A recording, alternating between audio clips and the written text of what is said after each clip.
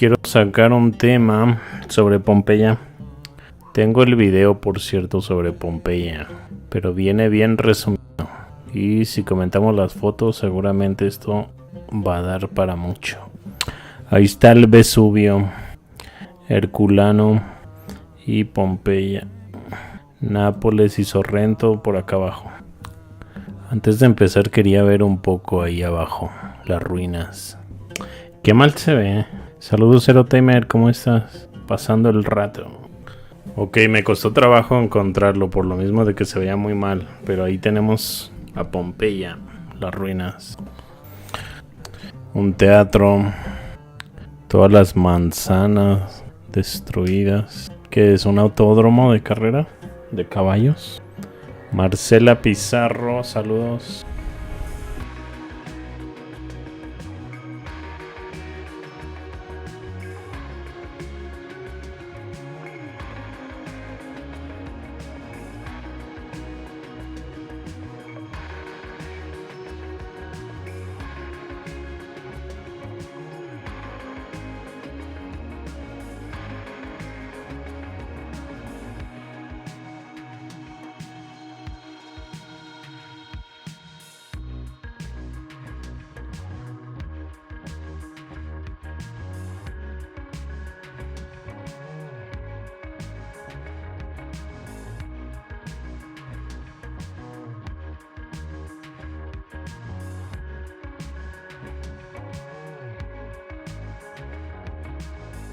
Bueno, yo supongo que la gran entrada puede estar por aquí.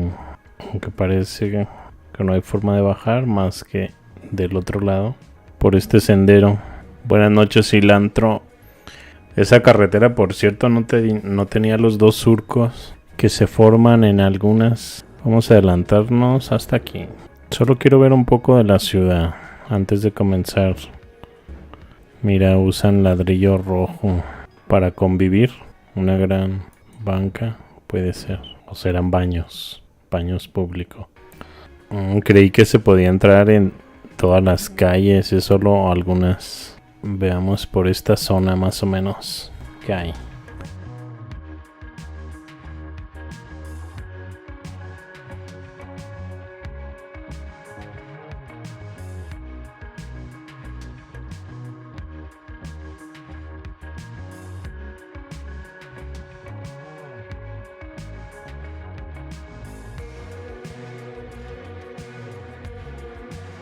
Recuerden que esto es Pompeya, aquella ciudad romana que se supone fue enterrada cuando hace erupción el gran volcán que estaba ahí cerca en la imagen, el Vesubio, así como otras ciudades alrededor, pero lo peor parece haber caído sobre esta ciudad. Aquí ya se empiezan a formar algunos surcos en la calle, mira, estoy viendo eso. ¿Estaban muy pesados los carruajes o cómo está la cosa para formarse surcos? ¿O qué tipo de roca será? Coincidencia, Japón cierra su país en 1633. Mira qué bueno que mencionas esa fecha. 1633, Japón cierra sus puertas. Ayer que estábamos con el mapa de Urbanomonte, recuerdan que es de 1587, se supone. Entre la descripción en el mapa se habla de que Urbanomonte recogió un cierto tipo de información, quizás hasta mapas, porque precisamente por esa época hubo una embajada japonesa a Roma, lo que aprovechó Urbanomonte para entrevistarse con ellos y ellos le pasaron algunos datos. Si se fijan, 1587 está muy cercano, algunas décadas atrás. Mira, el ladrillo rojo se usa bastante. Herculano es mucho más interesante. Para empezar, está a unos 20 metros de profundidad. Hay una ventana corrediza de madera con vidrio, lo que me hace sospechar. Pues ya habrá tiempo para hacerle un espacio a la ciudad de Herculano. Pero ahorita tengo muchísima información. Imágenes, mapas, grabados de Piranesi sobre Pompeya. Solo que quería explorar un poco la zona antes de comenzar. Ah, mira, aquí encuentro ahora sí lo que estaba buscando. Este tipo de surcos que se forman entre las calles y luego esas enormes rocas que quizás no interferían entre los carruajes, quizás muy altos, ruedas muy grandes. Esto se trató en otro video por ahí. Creo que está publicado en el canal, si más no recuerdo. Bueno, luego lo checo. Hay que acercarnos un poco a este teatro. La entrada, mira. Vamos a entrar al Teatro de Pompeya.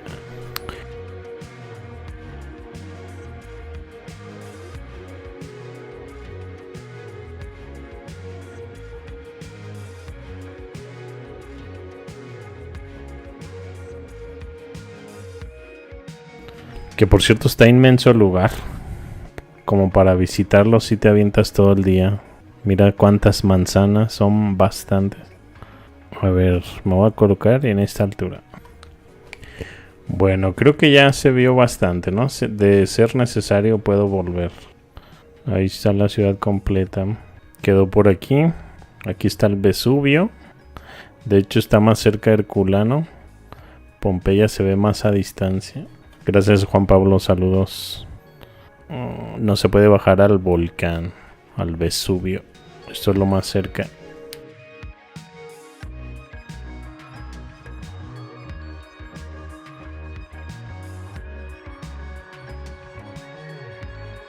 Pompeya fue enterrada en el 79 después de Cristo. Pero ¿qué tal si no? ¿Y si fue enterrada en 1631? Esa es la versión oficial, 79 después de Cristo. Esta ciudad romana, Pompeya, queda sepultada bajo 4 y 6 metros de ceniza volcánica en la erupción del Vesubio. El sitio finalmente se pierde después de este evento. El descubrimiento se realiza hasta la Edad Media, 1592. De un 79 después de Cristo hasta 1592. Y luego otro redescubrimiento mucho más amplio después de 150 años después, en 1748. Gruesas capas de ceniza cubren Pompeya, Herculano. Son abandonadas ambas ciudades. Sus nombres, como sus ubicaciones, fueron olvidadas. La primera vez que se desentierra alguna parte de ellas fue en 1599, cuando la excavación de un canal subterráneo para desviar el río Sarno se topa con antiguas paredes cubiertas de pinturas, inscripciones. Se llamó a un arquitecto, Domenico Fontana, desenterró algunos frescos. Luego los cubre de nuevo, qué raro, y no se vuelve a saber nada más de este descubrimiento. Luego es redescubierta como resultado de excavaciones intencionales en 1748 por un ingeniero militar español, Roque Joaquín de Alcubierre, que por cierto la wiki tiene un 79 después de Cristo. Estuvo perdida esta ciudad de Pompeya hasta 1748. Dicen que fue excavada en 1599, pero aquella excavación no estaba vinculada a Pompeya en ese momento. Si Pompeya no fue descubierta e identificada antes de 1748, entonces cualquier mención que se haga de ella antes de 1748 sería una evidencia clara y obvia de que los científicos intentaban sustituir la verdadera cronología mundial con datos falsos. Estaríamos hablando de un tiempo agregado, mucho tiempo agregado. Pompeya puede haber sufrido un destino en 1631. Ese destino, a causa del Vesubio, puede ser en 1631. Lo que hizo la historia en 1552 puede ser algo fuera de lugar. Lo que se hizo en la historia oficial en ese primer descubrimiento. Se puede estar ocultando algo, o ellos sabían claramente acerca de su error. Puede ser que se creó algún tipo de evidencia falsa de apoyo y ya no es posible presentar a Pompeya como un simple error. No se le puede restar importancia debido a alguna evidencia falsa, entre comillas, altamente cuestionable. de la erupción del Vesubio, la destrucción de Pompeya y Herculano, creadas para apoyar la fecha del 79 después de Cristo.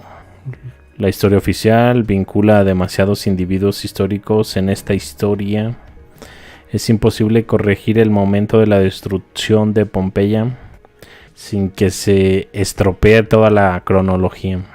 Hay algunos ejemplos, por ahí está Suetonius entrando en la historia sobre Pompeya. Vamos a ver.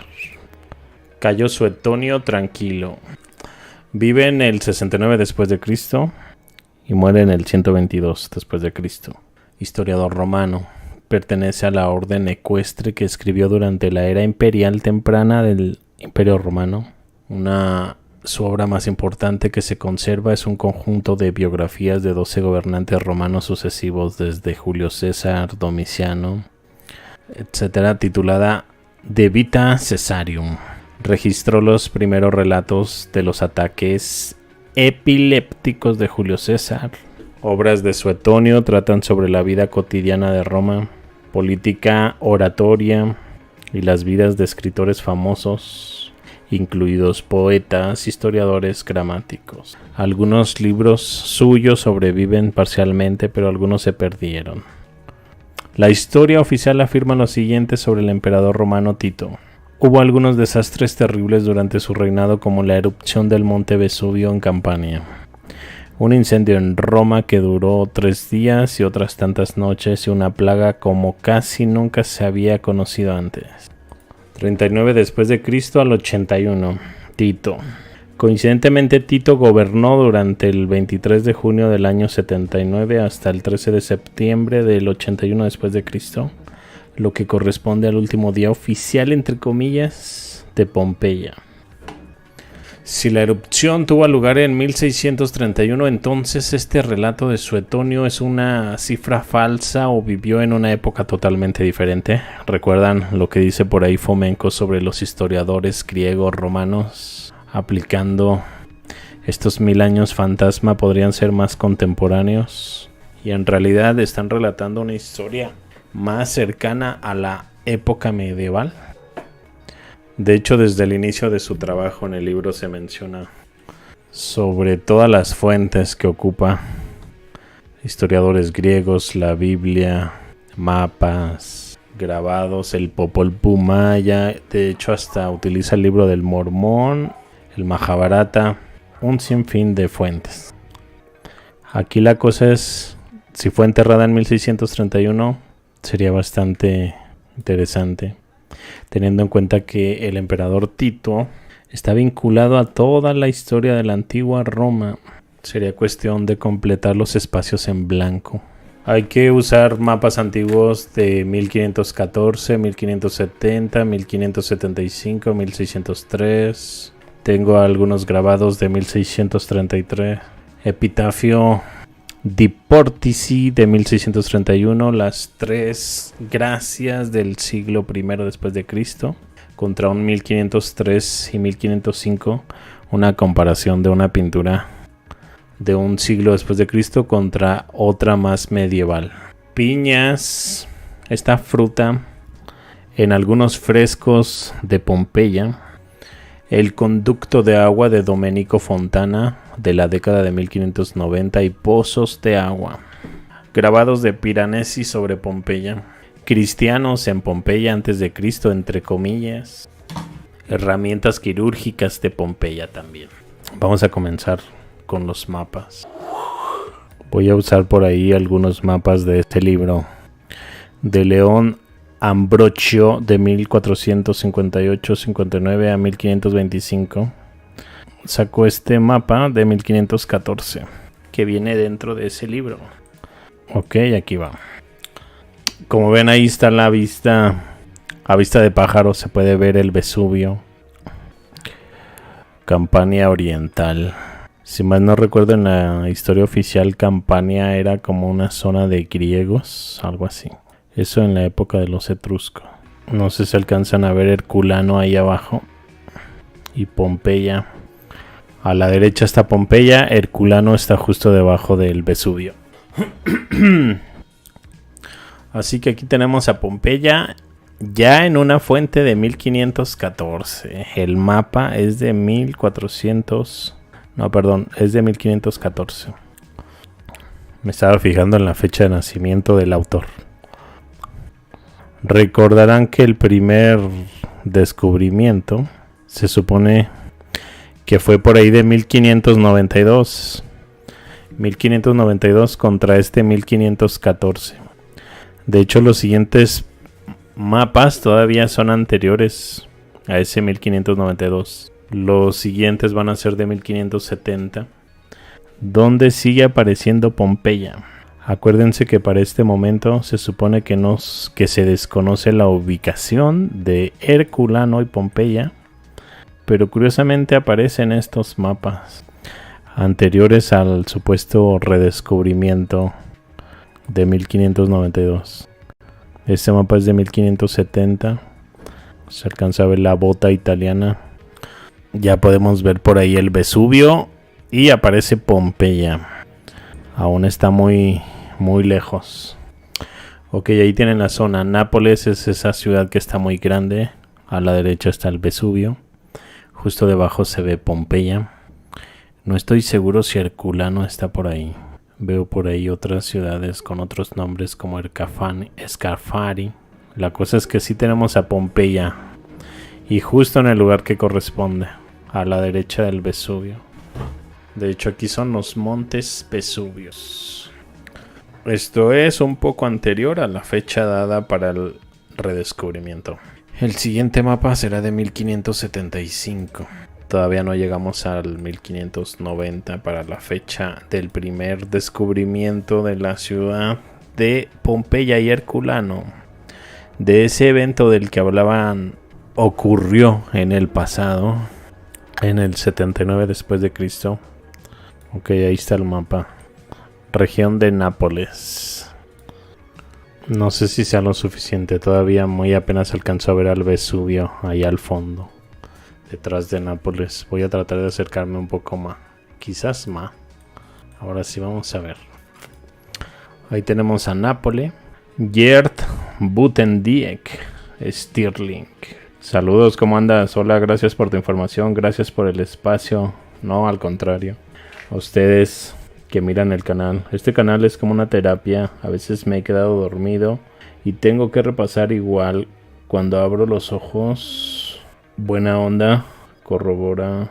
Ahí no alcancé a entender qué pusiste. Tal cual, todo es un juego de la Matrix. Pues sí, mira, son relajantes todos estos mapas, estarlos navegando. Por ahí me decían, hazte un ASMR. Pues ahí está el Vesubio. ¿Qué opinan? No veo por ahí Pompeya. Ah, ya la encontré. Está un poco más alejada del Vesubio en esta ocasión. Cerca de esa ciudad que se llama Ágata. Sigue Pompeya. De hecho, Herculano no está por ahí. Pero hay una que alcanzo a leer del Greco. Del Greco. ¿Será esa? Puede ser. Bueno, en el siguiente mapa de 1633, ya pasada ahora sí la fecha del primer descubrimiento. Ah, no, perdón, tengo uno de 1603, donde en este mapa también aparece Pompeya. Este sí ya cuadra con la fecha oficial del primer descubrimiento, pero sigue estando en los mapas Pompeya. Recuerden que la cartografía... Los mapas más antiguos que van a poder encontrar, lo máximo será 1400. O sea, así bien detallados. O si conocen otro por ahí más antiguo, checar si en esta zona está la Pompeya. Como ven, ahí está Nápoles y Pompeya bien resaltada. No sé si alcancen a ver, está ahí en el centro. De hecho, ese primer descubrimiento está fechado en 1592. El mapa de Urbanomonte es de 1587. ¿Qué les parece si le echamos un ojo al mapa de Urbanomonte? Déjenmelo. Abro el enlace. Que casi estoy seguro que vamos a encontrar a Pompeya también en el mapa de Urbanomonte. Es anterior al primer descubrimiento del mapa de Urbano. Somos 34 personas. Déjenme su like, su comentario en apoyo al canal. Tercer en vivo consecutivo, Mark. Pues mira, más bien has estado bien atento. 1587 Urbano Monte. Vamos a ver si encontramos a Pompeya. Pues es que está demasiado pequeñito. Debe estar ahí justo detrás de Nápoles. Todas estas ciudades, Herculano, Pompeya, Sorrento. Aquí es Salerno, Sorrento. Pues no, no está. Judith León, saludos. Buenas noches. 11 p.m. de la noche, por cierto. Por ahí hay unos grabados de 1633 cercanos al primer descubrimiento, que recuerden que dicen que después se volvió a enterrar después de ese primer descubrimiento, porque el propósito no era en sí descubrir pues la ciudad. La cosa era simplemente hacer el trabajo de un tipo de canal. Pero mira qué curioso, aquí hay un grabado tiempo después. ¿Cómo que tienes hambre de tacos? De mente abierta y hambre de taco. A las faldas del Vesubio. En este grabado no encuentro a Herculano. Leopetra. Así está, mira, está aquí abajo. Herculanum. Hay unas pequeñas, unas casas ahí, paracaidistas ahí en las ruinas de Herculanum. Pompeya está ahí arriba. Pues se ve como si estuviesen habitadas ambas ciudades. Se supone que la ciudad fue descubierta. El evento ocurrió en el 79 después de Cristo. No se vuelve a saber nada las ubicaciones de las ciudades porque quedaron enterradas. Pero da la casualidad de que en 1592 se descubre, después de 150 años, se vuelve a enterrar y redescubrir hasta 1748. Se estaba haciendo un canal en 1599 para desviar el río Sarno. Se topan con antiguas paredes cubiertas con pinturas, inscripciones. El arquitecto Domenico Fontana desentierra algunos frescos, pero luego cubre de nuevo y no se sabe nada más de este descubrimiento de 1599 hasta 1748. Cuando viene un ingeniero militar español, Roque Joaquín Alcubierre.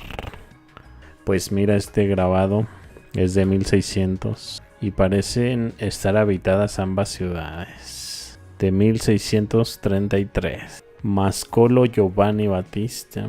1582-1556. El monte Vesubio antes y después de la erupción. ¿Cuál sería el después? Se supone que estamos viendo el antes. Y el después sería este. Aquí ya está ocurriendo el evento en el siguiente grabado. Mira, es una ciudad romana, pero el grabado parece estar representando como si fuese un tipo de castigo divino. Qué curioso. Se supone que, pues no sé si han visto incluso los grabados, son muy del tipo de mitología de dioses griegos, tomados luego por los romanos. O sea que en cierta forma podrían haber visto esta ciudad como pagana. Y mira cómo lo representan en el grabado como si fuese un castigo divino. ¿Será que sí ocurrió en 1631? Ya cuadra más. Se destruyeron todas las ciudades que estábamos viendo. Herculano y Pompeya allá arriba. Y todas alrededor. Tras la erupción del Vesubio en 1631, el virrey Zúñiga hizo colocar un epitafio para advertir de los peligros del volcán en el futuro. El epitafio está situado en una esquina entre Corso Garibaldi y Via Jan Turco, justo a la izquierda del Palacio Rufo di Bagnara. A continuación se muestra la versión original en latín y la traducción al italiano. A ver, este es el lugar donde está ese epitafio. Ahí se pueden ver los textos. En el 8, erupción de ceniza conmocionada. Es lo único que aparece traducido. Vamos a dejar de lado este texto. A ver, dice aquí traducir el latín. Es el 8 y 60 años del calendario AS. 17 de enero, Rey Felipe IV. Humo, llamas, sacudiendo la ceniza con una erupción horrible, salvaje. Si alguna vez Vesubio, ni el nombre ni la rama de tantos hombres, ha temido todo ardiendo, un fuego furioso. El resultado, el aire roto, todo se dispara a través del Helesponto.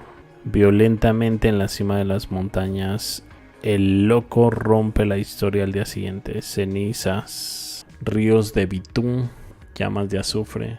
Cuidado con el aluminio, informe de cada metal rudo, una mezcla de agua y fuego, cortes en las montañas, Pompeya, Herculanus, Octavianus, a través de la Reatina y del pórtico, un duelo. No sé qué, Bastum triunfo, perezca, como el mármol celebrando en el monumento del Automas. Ahí está muy revoltoso. Vamos a pasar con aquella pintura que les hablaba. Ya estamos en 1 hora de transmisión. Pues aquí hay una versión encontrada en los frescos de Pompeya y una versión que se supone que es medieval. Las Tres Gracias. Que de hecho hay una coincidencia bastante. Recuerden que Pompeya fue enterrada en el 79 después de Cristo. No fue descubierta hasta 1748. Rafael pintó su obra maestra Las Tres Gracias en 1503, mucho antes del primer descubrimiento, cuando se supone que todavía no se sabía dónde estaban enterradas Herculanum y Pompeya. Rafael pinta esta obra maestra, la de la derecha, y mira qué casualidad, en uno de los frescos aparece Las Tres Gracias de una forma similar.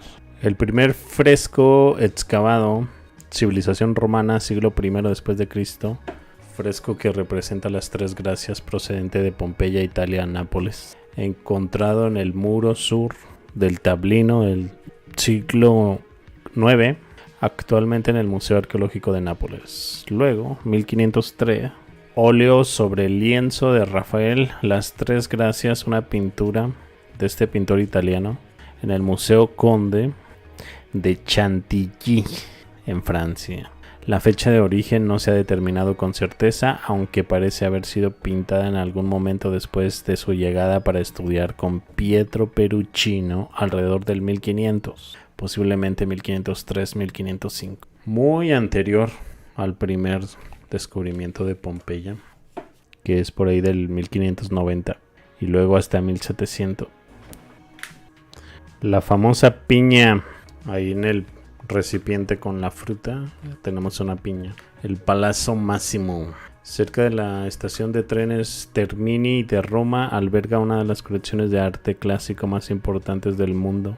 En el segundo piso del museo, en la galería dedicada a los frescos y mosaicos romanos antiguos, se esconde algo peculiar en lo que parece un suelo de mosaico normal. Este mosaico, que data de principios del I después de Cristo, ilustra varios alimentos. En la parte superior de la escena hay una cesta de fruta repleta de higos, uvas, granadas y una piña, descubierto en Pompeya. Única piña, no hay otra en otro grabado con 2 serpientes. Todo borroso, pero en la casa de los efebos de Pompeya se encuentra este fresco. Está dentro del lararium a la derecha cuando se entra a la villa, que también hay otro fresco. Parece que alguien talló el lugar donde estaba la otra piña. En el otro no se aprecia tanto. Y es que la piña tiene una historia. La cuestión puede ser que la historia oficial de las piñas, se supone que no puede haber piñas en Europa en el siglo I después de Cristo. Dice la Wikipedia. La planta es originaria de América del Sur. Se dice que se originó en el área sur de Brasil, Paraguay. Colón encontró la piña en 1493 en la isla de Sotavento de Guadalupe. La llamó piña de Indes, que significa pino de los indios, piña de Indes, y la trajo consigo a España, convirtiendo así a la piña en la primera que los humanos introdujeron fuera del Nuevo Mundo, a menos que los antiguos romanos descubrieran el continente americano. En el 79 después de Cristo, que fue sepultada Pompeya, sería imposible para ellos saber qué era una piña. ¿Qué creen ustedes? El video de Giacomo Longato Hay algunas pinturas que tienen fauna y animales de Sudamérica. ¿En serio, Fátima? Pasas el link en el grupo o igual por aquí si puedes. Suena muy interesante eso. Son pinturas que están en Italia en un lugar privado. En esta misma pintura aparece una piña gigante. ¿En cuál pintura hablas? Un conducto de agua de Domenico Fontana, que es cuando se realiza el primer descubrimiento, 1590. Pozos de agua. 1592 el famoso arquitecto cava un canal de agua a través de Pompeya para llevar agua a Torre Annunziata. Después de gruesas capas de ceniza, Pompeya y Herculano fueron abandonadas. Nombres y ubicaciones olvidados. Se desentierra en 1592. Se buscaba desviar el río Sarno. Se topan con antiguas paredes cubiertas de pinturas e inscripciones. Se llama a Domenico Fontana. Él desentierra algunos frescos. Cubre de nuevo y nada más salió al descubierto. El cubrimiento de las pinturas por parte de Fontana ha sido visto tanto como un acto de preservación de mente abierta para tiempos posteriores, como censura en vista del frecuente contenido sexual de tales pinturas. Recuerden la época. Pero esta oración bien puede ser pura especulación, lo que nos lleva a creer que este es un arquitecto profesional que estaba cavando un túnel a 20 pies bajo la superficie y a través de toda una ciudad de Pompeya. En el camino es descubierta la ciudad, muros de edificios, calzadas, pinturas, frescos, y los fue cubriendo a medida que avanzaba. De hecho, por ahí hay alguna vista. Esta podrían ser. Se encontraba con frescos y los iba cubriendo al instante. Iba avanzando a través de la ciudad. Incluso con esta información sobre la vía fluvial. Es lógico sugerir que Fontana estaba construyendo su conducto de agua a través de una ciudad en funcionamiento, no afectada por ninguna erupción volcánica, pero se puede poner la cosa aún mejor. El conducto de agua de Fontana tenía pozos de agua, como se descubrió en una excavación. Estos pozos de agua indican claramente que el conducto se estaba construyendo a través de una ciudad viva, no enterrada. De lo contrario, si estás cavando un túnel a 20 pies por debajo de la superficie, ¿por qué excavarías 5 pies y construirías un pozo de agua que es inútil debido a que todavía estás bajo 15 pies de ceniza o tierra? Chequen las imágenes. Estuvo construyendo pozos de agua. Este pozo de agua grita que Domenico Fontana estaba construyendo estas cosas en la Pompeya viviente, llena de vida. Sobre los pozos hay un grabado por aquí. Hay un pozo de agua de Pompeya que merece la pena mencionarse. Está representado en la vista del templo de Isis en la ciudad de Pompeya. O Isis en Pompeya, mira. De Francesco Piranesi en el año 1788-89.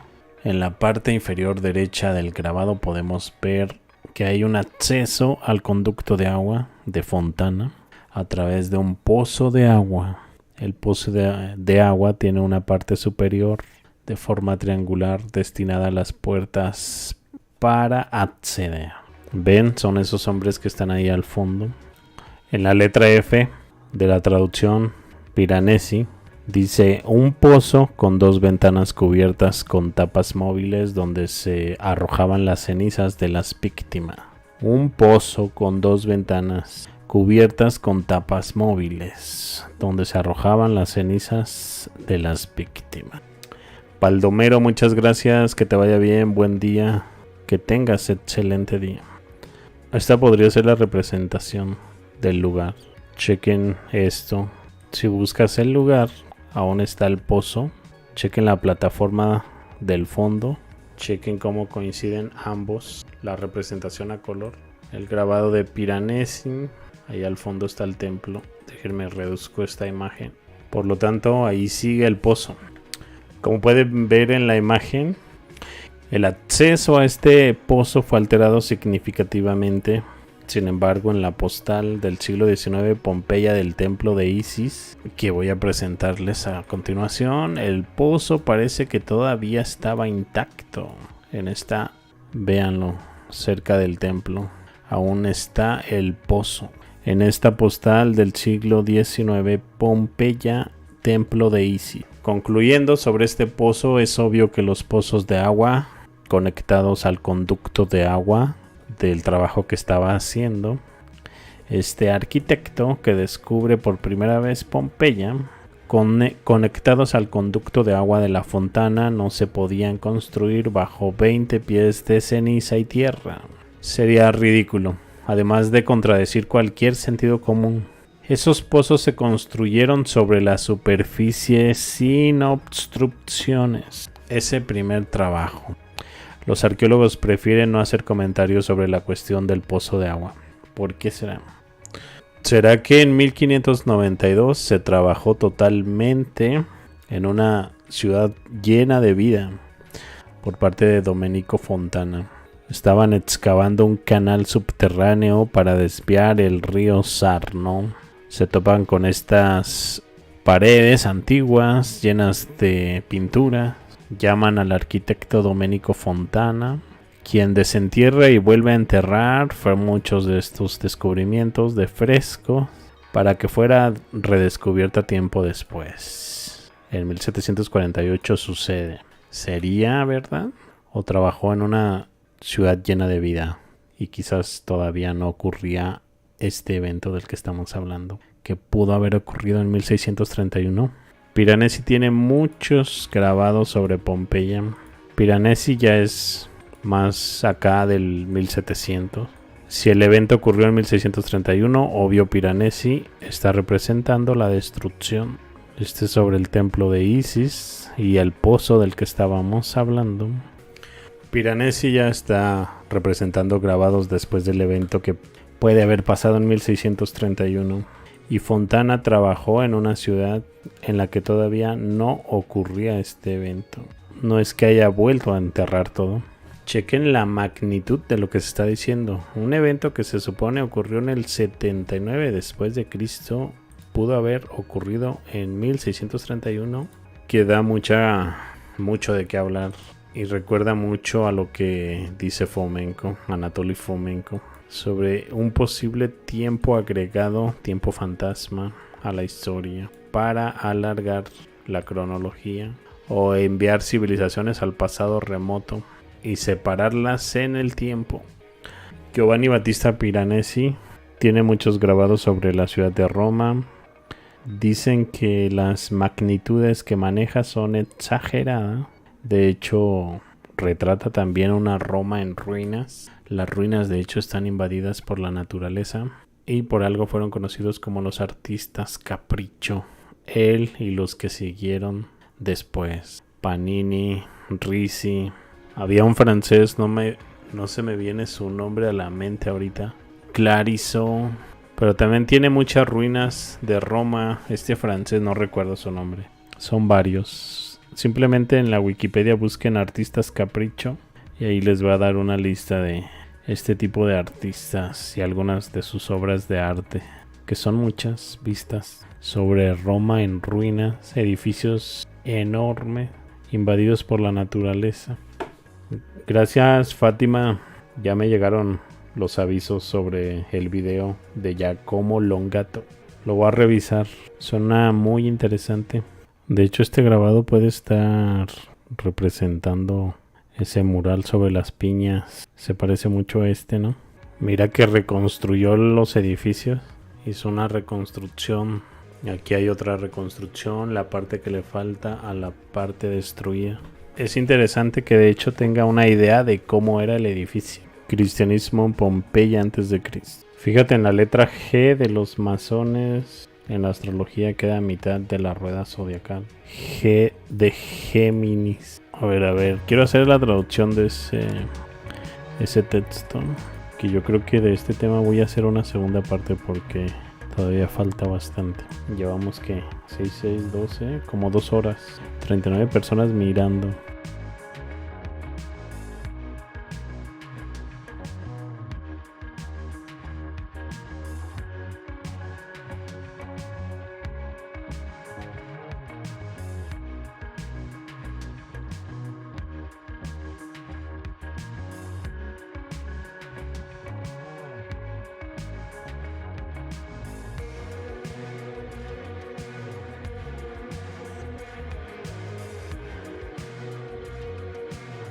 El cristianismo en Pompeya antes de Cristo, entre comillas, porque esto en realidad pasó en 1631. Sodoma y Gomorra. Recuerden que también se mencionó mucho en estas épocas sobre que el castigo a Pompeya lo compararon mucho con Sodoma y Gomorra, o serían incluso Sodoma y Gomorra, Herculanum y Pompeya. Pompeya ya se conocía, el Antiguo Testamento. El texto dice por qué y cuándo se garabateó en la pared esta observación. Previó un cristiano la decadencia absoluta de la cultura romana.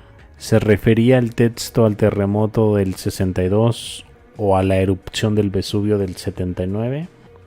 ¿O deberíamos suponer una visita de un cristiano o un judío, incluso como un ladrón, a las ruinas después del cataclismo del 79, que dejó esta línea como su explicación del desastre? ¿O simplemente se refiere al lujo y al libertinaje de Pompeya? No hay una respuesta definitiva posible, ya que el grafito se ha perdido hoy en día.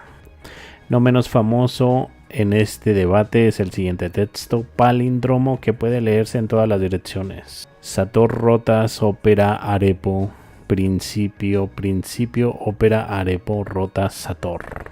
La columna vertebral de esta inscripción es tenet.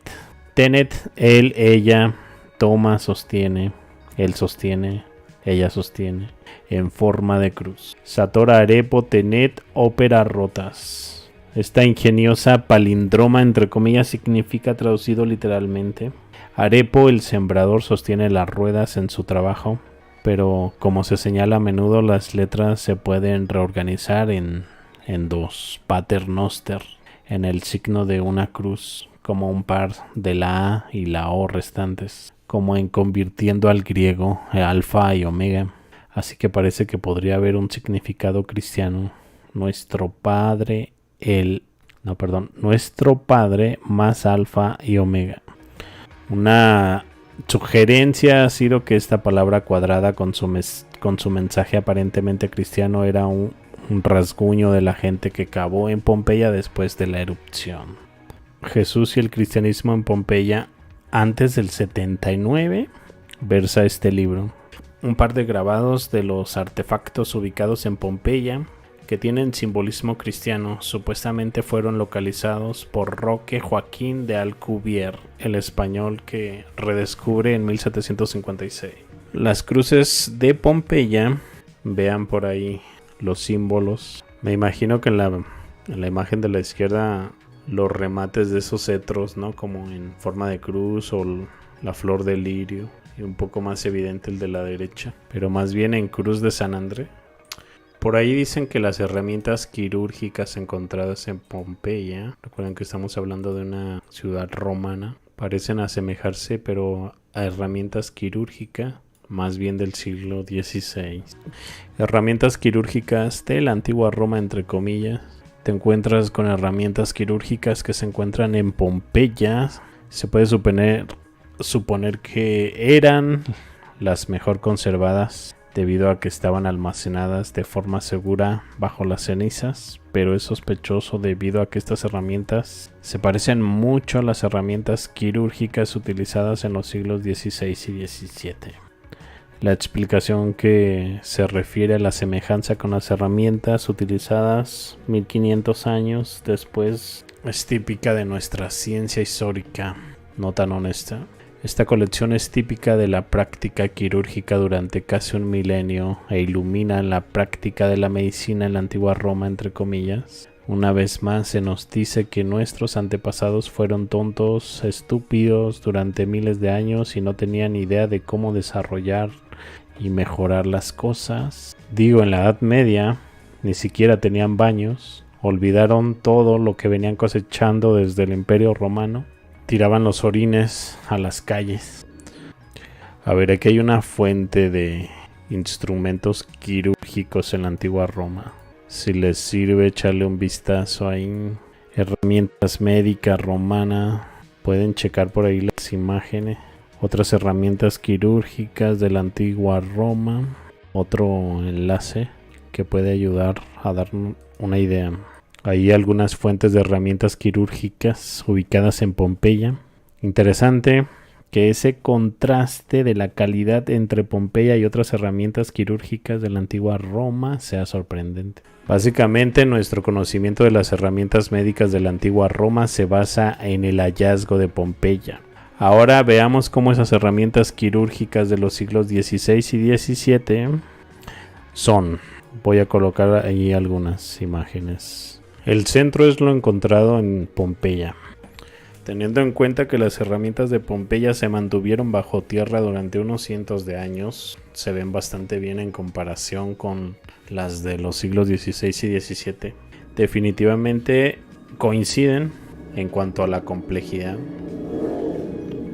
Esta colección de instrumentos, encontrada en 1770, cuando el español Francesco La Vega limpió la villa, que más tarde fue nombrada como la Casa del Cirujano. Estos 40 instrumentos médicos estaban hechos de acero o bronce y son relativamente similares a las herramientas médicas que se utilizan en la sociedad moderna hoy en día. Esto incluye forceps, catéteres, agujas, pinzas, bisturís. El fresco retrata cómo el pueblo romano antiguo podría haber tratado una herida de batalla. Estas herramientas quirúrgicas son únicas porque son el mejor ejemplo que sobrevive de los instrumentos medicinales que estarían disponibles para las personas durante el primer siglo después de Cristo. Estas herramientas se han conservado durante siglos bajo piedra pómez y ceniza volcánica. Esta es la explicación oficial. Esto ha protegido a estos instrumentos de los daños del clima y también del avance en la medicina que significaría el abandono de estas herramientas. Mira, algo del 79 después de Cristo se parece mucho a algo del siglo XVI. Qué curioso. Los métodos de la medicina romana se basan en el ensayo y error, debido a que no había leyes sobre la práctica de la medicina, ni tampoco había escuelas que enseñaran la práctica de la medicina. Debido a esto, la intención de la medicina romana era prevenir en lugar de tratar, y los cirujanos romanos aprendían mientras practicaban, ganando experiencia cada vez que trataban a un paciente. Los esfuerzos médicos de los romanos se han considerado bastante avanzados. Esto ha sido probado por la información proporcionada por los instrumentos quirúrgicos descubiertos en las excavaciones de Pompeya. Y es ahí donde viene la imagen del centro. Estos instrumentos son sorprendentemente similares a los instrumentos quirúrgicos modernos y muchos de ellos se usaban para el mismo propósito para el que se usan actualmente. Los cirujanos los usan. Las prácticas médicas de los antiguos romanos eran tan avanzadas que no fueron superadas hasta el siglo XIX. La preservación de este kit de 40 instrumentos quirúrgicos ha brindado a los investigadores la oportunidad de compararlos con precisión con las herramientas modernas. Este kit también demuestra las condiciones que los cirujanos romanos típicos tuvieron que soportar durante el siglo I después de Cristo. Gran parte de la atención de la medicina romana se concentraba en los daños que sufría el cuerpo humano durante la batalla. Así se ofrecía el tratamiento eficaz. En la época de la erupción del Vesubio, los médicos tenían mucha experiencia en la reparación del cuerpo, como la colocación de huesos. Definitivamente me gusta la parte donde hablan sobre el acero. Teniendo en cuenta el estado de la metalurgia romana antigua, muchos de los primeros artefactos de metal que los arqueólogos han identificado han sido herramientas o armas, así como objetos utilizados como adornos, como joyas. Estos primeros objetos de metal estaban hechos de metales más blandos, cobre, oro y plomo en particular, ya sea como metal nativo o mediante extracción térmica de minerales o ablandados con un calor mínimo. Debemos recordar que las habilidades de fabricación de herramientas quirúrgicas de la antigua Roma se basan en estas herramientas de Pompeya. Basándonos únicamente en el punto 6 que tratamos sobre el pozo, el conducto de agua de Domenico Fontana, que ocurrió en 1589, creo, 1590. El conducto de agua de Domenico Fontana 1590 y los pozos de agua, la ciudad de Pompeya tenía que ser una ciudad viva durante esta época en la que se estaba construyendo este conducto de agua. Significa que alrededor de 1590 la ciudad de Pompeya no estaba sepultada bajo 20 pies de ceniza. Y los otros 8 puntos adicionales refuerzan la teoría junto con estas herramientas. ¿Cómo estás, Oscar Luna? Saludos. Si se agregaron 1000 años, entonces la Edad Media era la época posterior a Jesucristo. Y por eso el Renacimiento es la era del descubrimiento de toda la ciencia europea. ¿Has visto por ahí, cómo se llama este libro? Crónicas de Gutenberg, creo. De hecho, también en la Edad Media hay muchos hechos bastante curiosillos, ¿no? Como destrucciones de ciudades por cometas, pero a veces los cometas tienen formas como de cohete. Guerras de objetos en los cielos, objetos voladores que se estrellan contra edificios. Hay uno en una iglesia en Rumania, que creo que por ahí tenía un video al respecto. Pues este libro de las crónicas de Gutenberg señala el nacimiento de Jesucristo por ahí del 1100, si no me equivoco. Fomenko también más o menos lo data en esa época. Recuerden también las fuentes más antiguas después del 1500 es muy difícil encontrar fuente.